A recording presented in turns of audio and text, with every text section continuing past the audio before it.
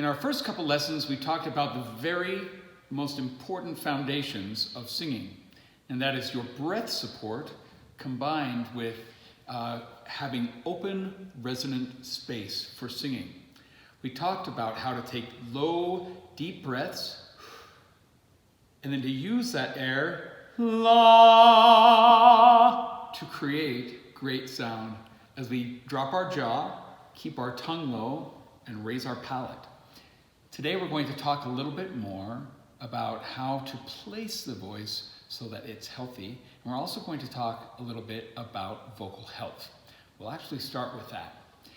I hear a lot of singers, thousands of singers a year, and I've heard healthy singing and I've heard some pretty scary singing where it seems like they've never been trained really how to do it right.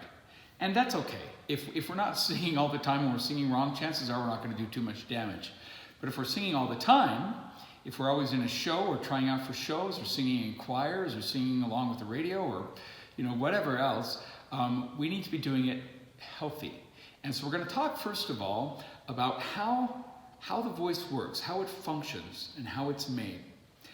We have inside our trachea here, we have our voice box, our thyroid cartilage. This hard cartilage is a protective area that kind of protects your voice. You have these, so if this is the sides of your voice box, you have these little vocal folds that come up like this, and they meet and they vibrate. Actually, above those, you have another bump, and that is called your false vocal folds. They're not really controllable, really. They protect your actual vocal folds as those come together and vibrate. The air from your stomach comes up and brings those vocal folds together, and they kind of fold like this. We didn't actually know that they folded in this kind of way until we were able to put a scope inside the voice box that had a strobe effect on it so that we could watch, because it just looks like they come together. But as we were able to kind of slow it down with the strobing effect, we could see that the vocal tissue folds and undulates together like this. It's really cool. You should watch some videos on YouTube that show how the voice vibrates. It's very cool, actually. You have these muscles that control the length of the vocal tissue, if it's thin, if it's bunched, to control the pitch at which they vibrate. Which is crazy that we could do that, right? That's amazing. So what I wanted to talk to you about today was what's going on inside the vocal tissue. And I've drawn a diagram for you. This diagram shows just kind of a cross-section of the vocal cord. So this blue area here is the muscle, right? The vocalis muscle. And it's strong and it is very flexible and can do a lot of things. Then you have 3 layers of ligament, all right? They're called the deep, the intermediate, and the superficial layers. They're the 3 distinct layers of tissue of ligament. And then most importantly today, we have the epithelium, which is an outer coating layer.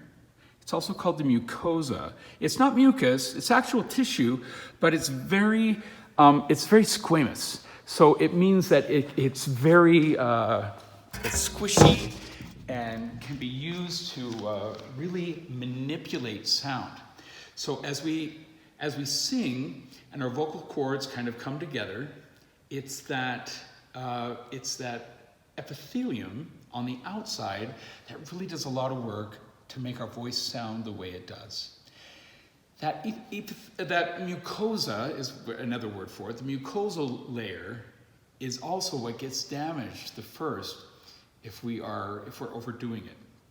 And so we have to be really, really careful with our vocal cords, right? We've only got 2 cords. We only have one voice for our whole life, so we just have to kind of take care of it. So we're going to talk about some healthy techniques today that will help you take care of your voice. Let me just describe, when you cough or clear your throat, you are forcing your vocal cords to rub together about 100 times or so, depending on the strength of the cough.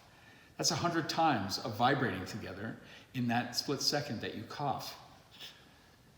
That can do a lot of damage really quick. If you are clearing your throat like that a lot, like I just did, or coughing a lot, you will notice that your voice gets swollen, right? We don't actually have pain receptors on our voice itself. I kind of wish we did, because then we could tell, oh, I've got to be careful. But we can feel when it gets swollen around there. When we get a sore throat, it's actually not our vocal cords that are hurting. That mucosal layer on the outside, that protective, awesome layer, the epithelium, can get worn away from too much abrasion. It's like if I were to scratch my hand like this over and over and over, pretty soon I would go through that first protective layer of skin, and then I would get to the raw skin underneath, right? And if I kept scratching, if I kept coughing, right, then I get past the mucosal layer and into the ligament layer, and the deeper I get into that ligament layer, if I get into the deep tissue, it can really do some damage. When the body senses that a portion of it has been damaged, what does it do?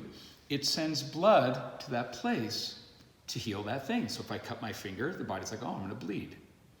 Because the bleeding will clot and seal that cut from infection, right? And then we have a scab there, and then eventually that scab will heal and slough off. It's the same with our vocal tissue.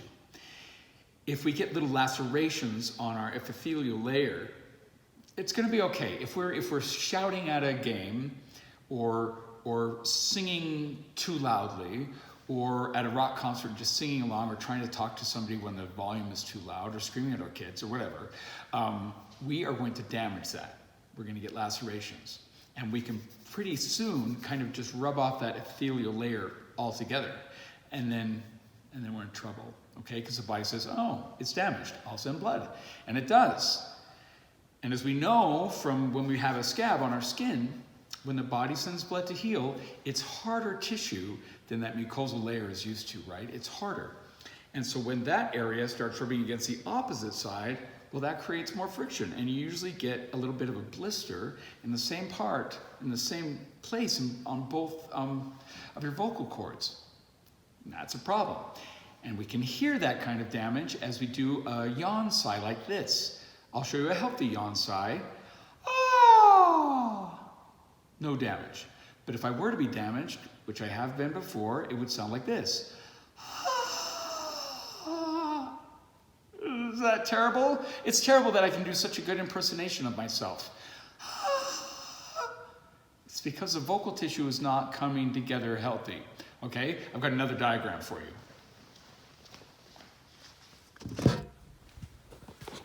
This diagram shows a bird's eye view of our vocal cord. All right? So this is it open, all right? And then we have these two little arytenoids that bring it closed together so that when the voice is closed, we are using this whole length of vocal tissue to make sound, all right? So if we develop a blister here, a harder blister, chances are we're going to develop damage on the same side because we're we're vibrating these cords together and the friction is too hard. Now what happened to me was I was in a show and I had to sing, right? And I was a brand new teacher. And so what happened is I developed damage on this side, and it started like this, and it started to damage the other side, and then it got worse and worse till it got to the point where it was a big old nasty nodule. We call them nodules. And so instead of being able to close my voice like this, I had this nasty nodule, and it was a problem, and it wouldn't close, and I had this opening at the bottom, so even if I was trying to be closed, my poor little arytenoids couldn't really close it, and so I would have this breathiness because this air would sneak through the chink at the bottom of my voice because of this stupid blister, this stupid nodule. Eventually, I had to have that sucker lasered off, and it's no fun. It's no fun. I had to go on vocal rest for a long time, and it was awful. And if only I had been more careful with myself, if only I had taken more care of my voice, I could have avoided that surgery altogether. I sounded kind of like a chain smoker for almost a year. Here's what we have to do. We have to actually use the muscles that we've been given to sing properly. And we have to maintain balance in our posture. All right? I like to think of our feet being slightly apart. I like to have the shoulders slightly back. I like to have the abdomen engaged. I want to keep the jaw low. Put my pinky on my sternum and my thumb on my jaw. If I'm singing, I don't want it to ever go above this, even if I have to sing high. Waving through window, waving, that's tension, right? I also want to keep my thyroid cartilage stable, a stable larynx, we call it. So put your finger above your Adam's apple and swallow. You can feel how that larynx goes up above your finger, yeah? Ah, we're going to keep it below our finger. Here we go. Let's start here. Ah, keep it low. Ah, ah. This is all open and dropped. My larynx is staying low. Ah. The higher I get, the harder it is to keep that stable, but that's where I really need to keep it stable. Ah,